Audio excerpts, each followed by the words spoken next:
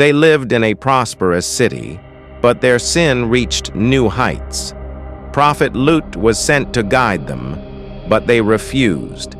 This is the story of the nation of Lut, destroyed by Allah's severe punishment. The people of Lut lived in the cities of Sodom and Gomorrah. They were known for their immoral behavior, particularly homosexuality and other corrupt acts. Allah sent Prophet Lot, to warn them and call them back to the straight path. Lut told them, "Do not approach immoral acts that no one before you has committed." But they laughed, mocked, and threatened him. Allah sent angels to punish the people. Lut and his followers were commanded to flee the city and not look back. Then the punishment came.